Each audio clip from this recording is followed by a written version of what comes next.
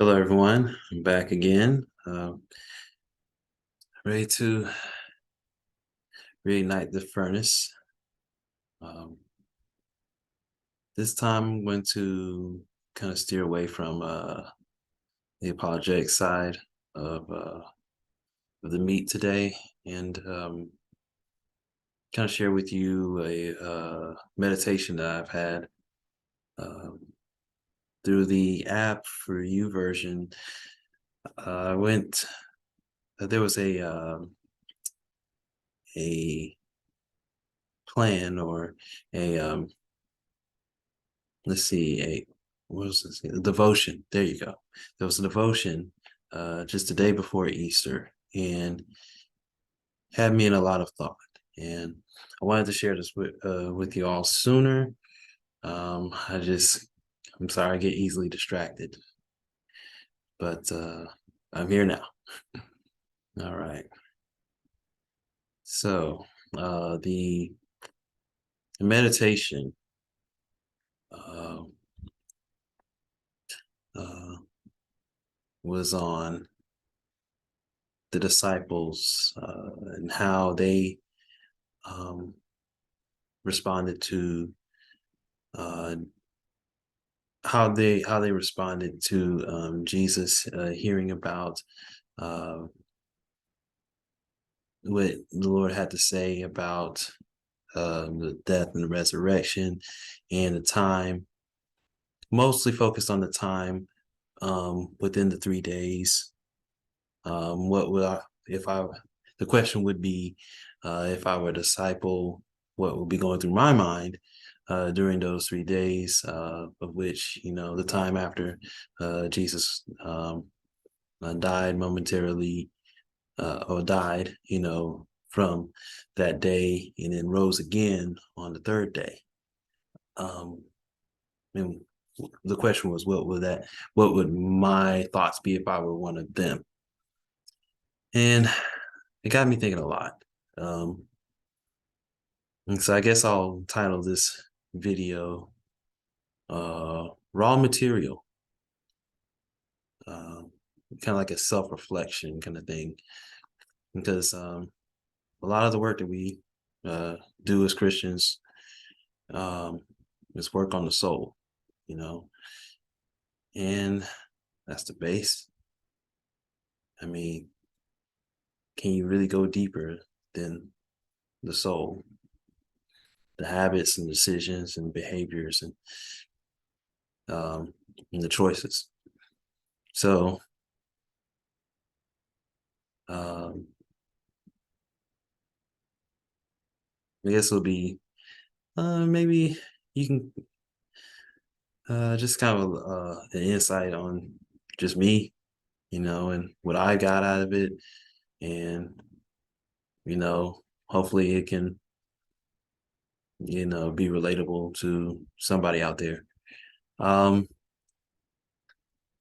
but as I think about the disciples at that time, you know, well, if I were younger, if I were in my single digits, early double digits, like in my early teens, like 11, 12, I would likely say that um, I'd be full of faith. I would be most assured that Jesus would come back. I'd be joyful because I've seen, I would have, assuming if I were, that kid, viewing the things of the Bible, the events that transpired those days,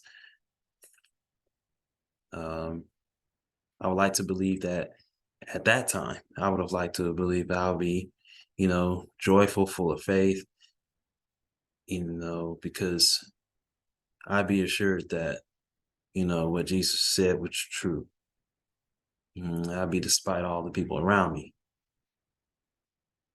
And that would be the importance of having childlike faith. I mean, it doesn't really it's, I want to dare to say, I don't know how accurate I'd be, but personally, there are a few who can, if any at all, could be childlike faith, which is, you know, why Jesus, preferred that we have that kind of faith. Um, as a 38-year-old man now, uh, I'd be much like him, much like the disciples, kind of in a somber mood, questioning mood. Um, and oftentimes, when I attend services, and when I, whether I attend in person or view online, oftentimes we hear, when it comes to disciples, we hear stories about, we get lessons from the failings of the disciples, important takeaways, and we're told about the mistakes so we don't uh, fall in the trip over the stones that they tripped over. We aren't tempted by the things that they were tempted by. I mean, that's the purpose of telling their stories. But um, I think, well, personally, from my own experiences, uh, we aren't all that different. We aren't all that different, Um, um, when I was younger and attending services when I was younger, we like to believe that, at least I know I like to believe that I would have had the faith to make it to Jesus when he was walking on water, and Peter invited himself out to meet the Lord along the way. You know, when I was younger, I imagined myself just, you know, jumping and skipping right on over to him. Not having to worry about that.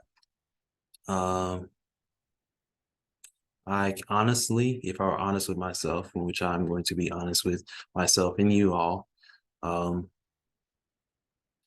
I would be on that boat. I'd be dead in the center of the boat. I don't think I would be looking over the the the side. I'd be asking, "What's going on?" Because I can't swim. I can't swim, and I'd have so much to lose. At least that's what would be going on in my mind. Um, I would be hoping for more of a miracle of the fish and loaves types of miracle. You know, that would be a very comfortable, I guess, faith to have. And I know it doesn't really sound, you know, um, it doesn't really sound amazing. It doesn't sound epic. It doesn't sound um, awe-inspiring, but it's honest. It is.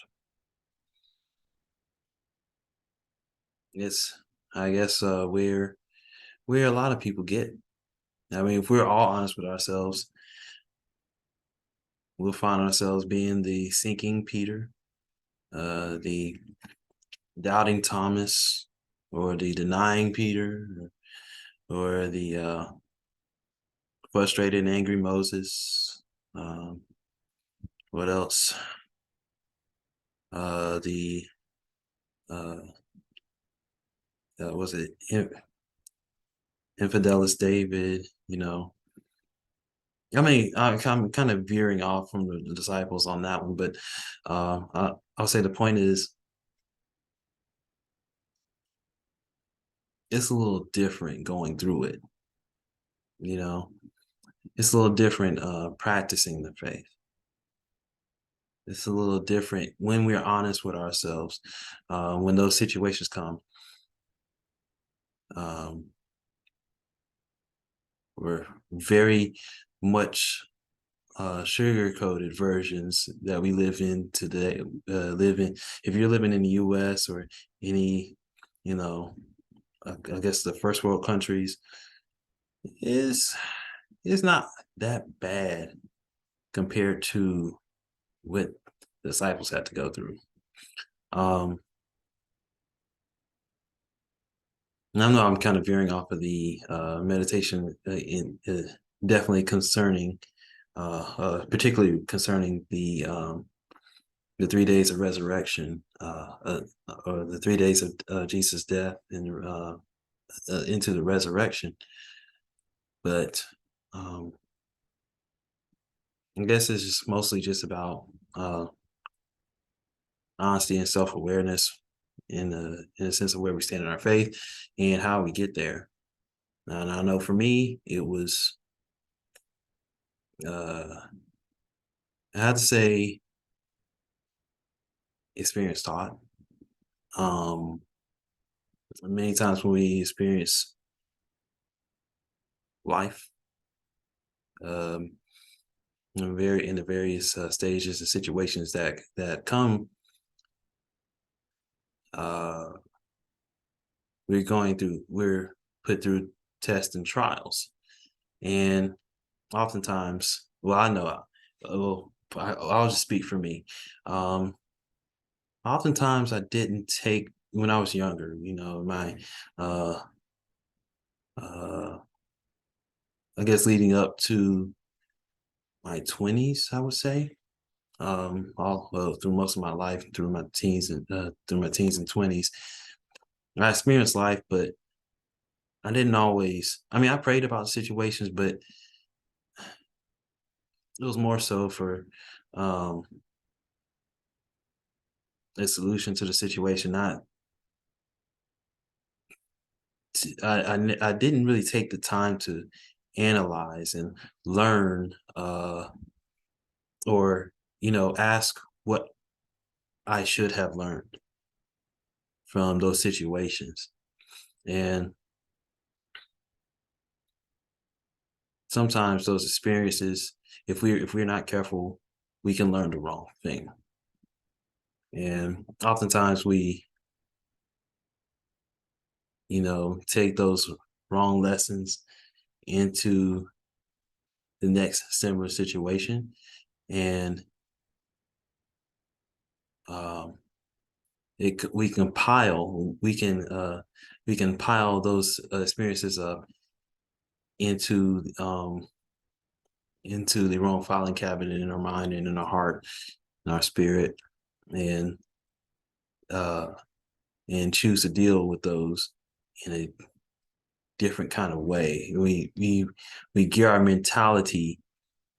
We grow our mental responses to certain stimuli in the wrong fashion. Um,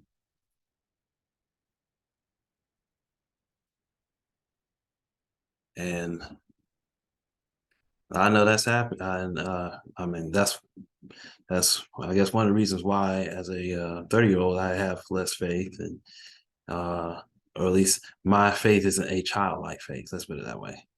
Um, so I guess at least I can honestly say that that sometimes, even though experience helps us to relate to people, um, it can help us to relate with people at a greater and deeper level, um, and a more sophisticated level or more complex level. We can sympathize and empathize with people, um, know when to comfort them, know when to, uh, just sit in silence, or know when to give a kind word or an encouraging word, or, you know, uh, maybe some hard truths and tough love. You know, oftentimes those experiences, we can learn those things from experience,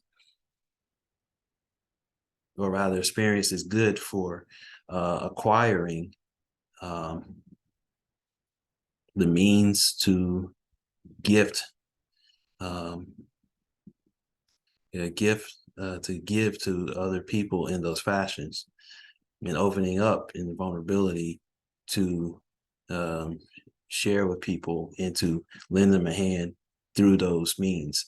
Um, like I said, being more empathetic, more being able to talk with them about certain subject matters, being a shed light on different at different angles, providing another perspective that can help a person to uh, see a situation more clearly. Um,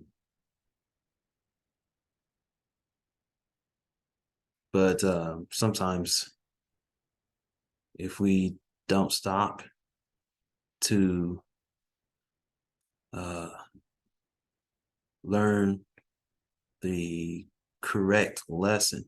I mean, I know there's a statement that's often said that if you don't, it's often said. I guess I'll paraphrase it the best I can. But if you don't learn the lesson you're supposed to learn when you're going through your situation, uh, God will allow you to repeat that particular lesson. Um, and sometimes, yeah, yet sometimes we we be it consciously or subconsciously, we probably learn the wrong things. Especially if we don't stop and and analyze the situation and analyze the results of it, analyze the problems and our responses to those particular problems and the end result of those things. And I think that's kind of why uh, some of the disciples responded to their situations the way they did. Um, is because even though Jesus was performing miraculous miracles, and even if you take it back to the earlier prophets and those who strong men of the faith, I'll call them, uh, they sometimes veered off the course because they were bombarded with a lot of the toughness and the brokenness of this world. And in some cases, it could be said it was too much, but in other cases, I would say it was just what they learned, and it was hard to undo that learning. Um, Hard for them to, or rather, it was something that they couldn't undo on their own. But it was also something that they probably didn't stop and take the time to correctly analyze and consider, what was the lesson that I was supposed to have learned? Um, how should I be viewing what I'm going through right now? And so I guess back to um, I guess my self-analysis of what I would be like, what my mental status would be, how my faith hold up. I would say I'd be pretty somber. Um,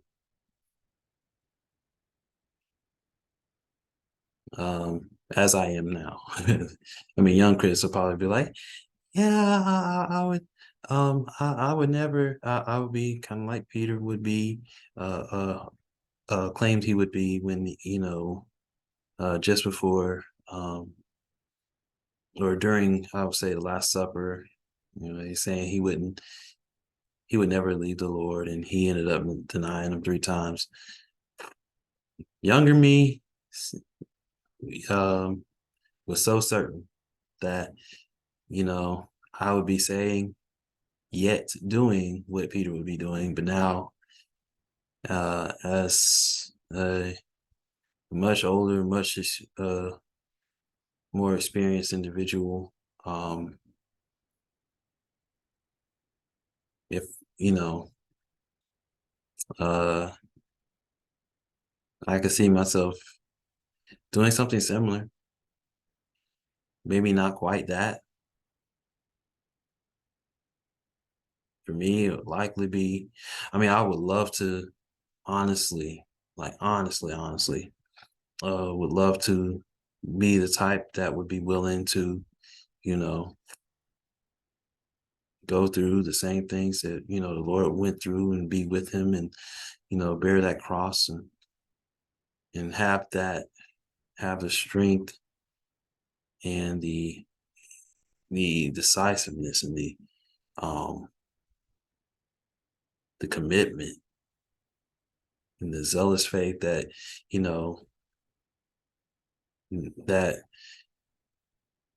would put me in line with, the disciples after, the resurrection, like Stephen, like Peter, like Paul, like John the Baptist. I would love to say that that would be me, and I pray that that would likely be me. But if I'm honest with myself,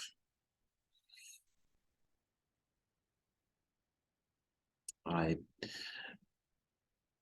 the Lord would have to step in on that one, because if it was just left to me and practice of my faith. I've given a lot, and the faith has cost me a lot. Being a Christian has cost me a lot, but that one, but those deep acts of faith, as I am now, I definitely would need the Lord to be with me on those, you know, because by like on my own, in the sense of, like, the Lord was saying, hey, I'm gonna need you to go to these cities, and, and do this, that, and the third.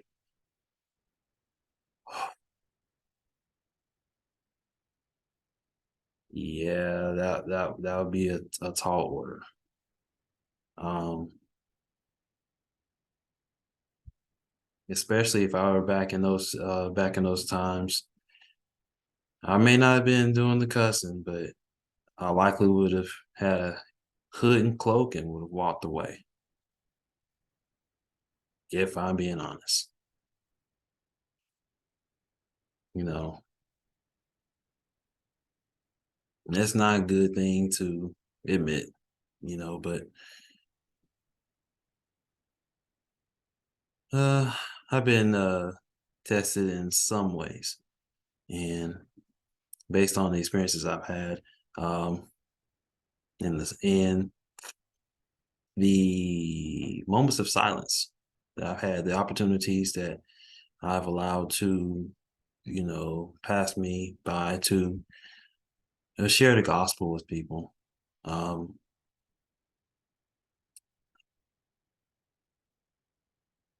that that's um, that's about that's about if I were, that's as about as honest I can get. You know, um, but that's the raw material that I can take to, um, that I submit to the Lord. I mean, that's the that's that's my soul that I submit to the Lord, you know.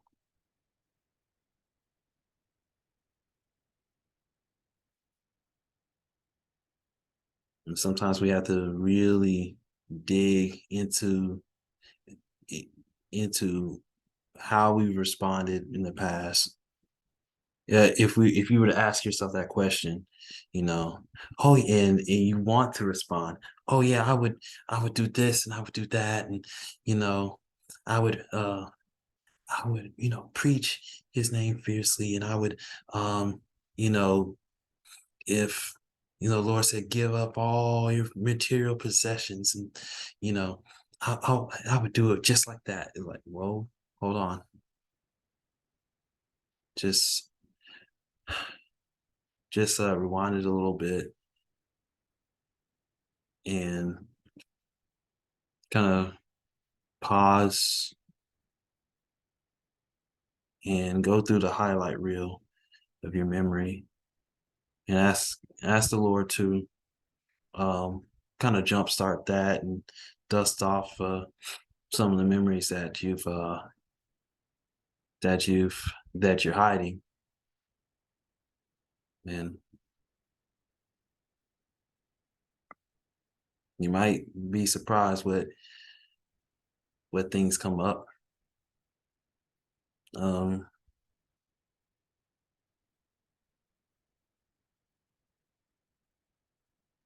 and so, I mean, I know that there are many services I've sat in, and uh,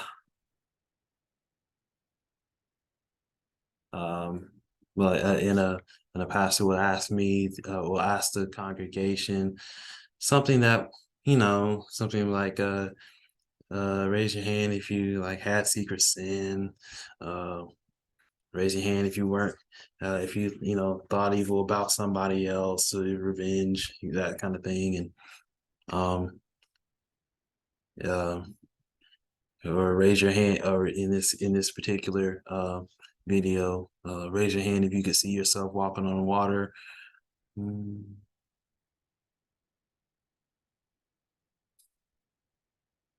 you know, or raise your hand if you would be, you know, focused on the day of resurrection.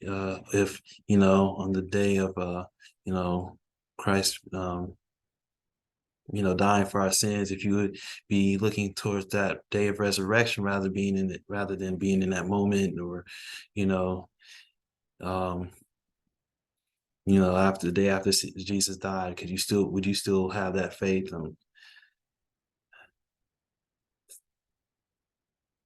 Um, I don't know. It's not. Well, my name is not in the Bible. you know, like so, like the truly noteworthy people. My name's not in there, but if my name in there, we're in there. If I are honest, which I am, mm, there might be a doubting Chris. Uh, there might be a uh, yeah. I could pop. I There were times that you know I was angry at people and that I wanted to share the faith with. So I'd end up in the belly of a whale too. Um, um,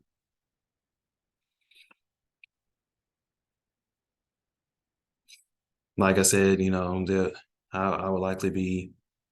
I mean, I may not be, swearing or whatnot. Mine would be most likely just ducking around. When it came to, hey, were you with, you know?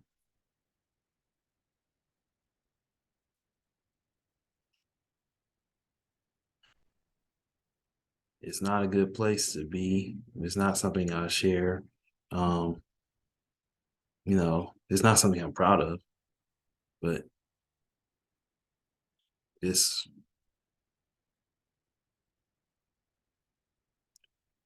that's where I honestly stand. And I want to have that faith. And maybe, I would be surprised at um, the my response when I'm actually if I were to actually be placed in that situation. But I say all of this. I say all of this to say,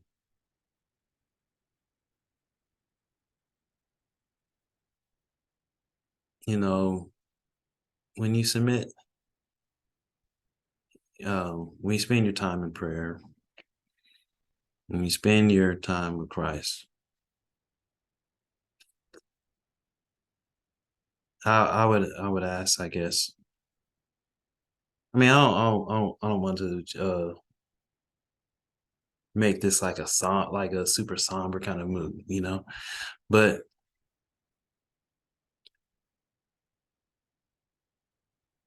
give God the real. I know it's not. Oh, I know it's not. Well, it's stated differently. Let me just put it that way. I can't think of the words right now, but it's stated differently. It's not.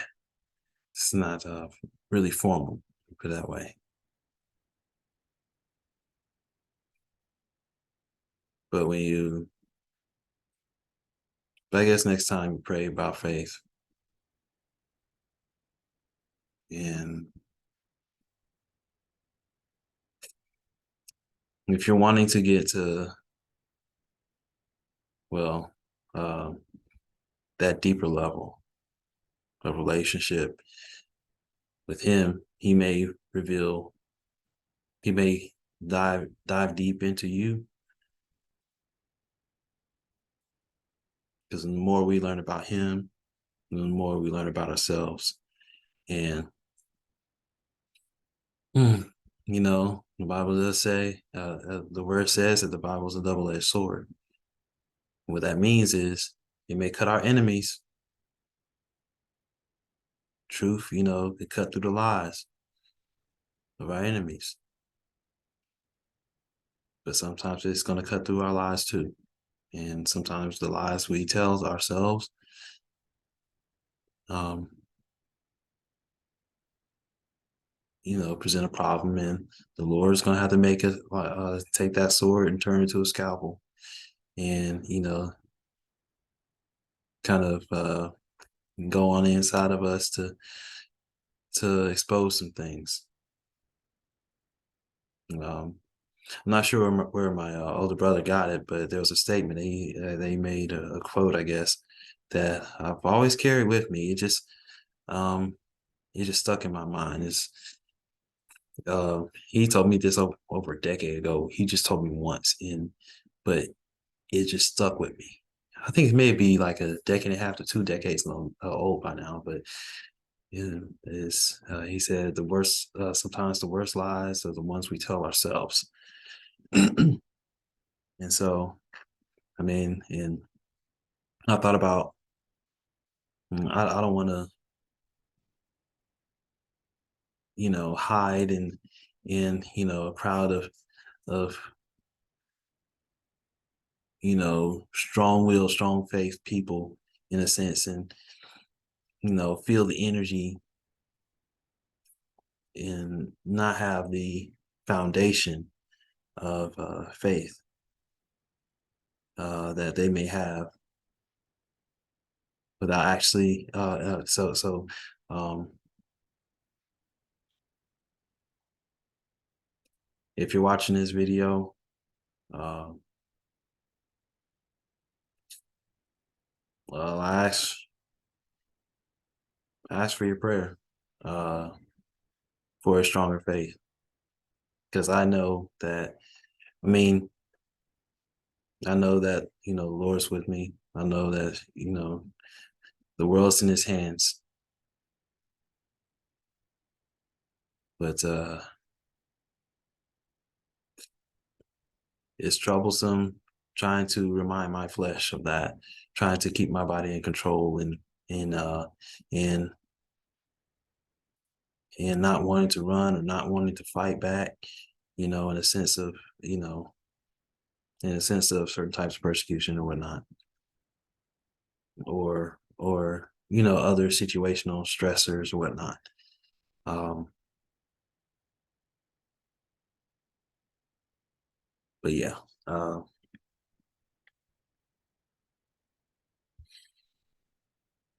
yeah, allow the Lord to go on the inside of you and expose the real you, because it deepens your relationship with Him. Because God wants the real you. He can see the real you already, but he can really turn you into something, to what you were meant to be if you give Him the real you.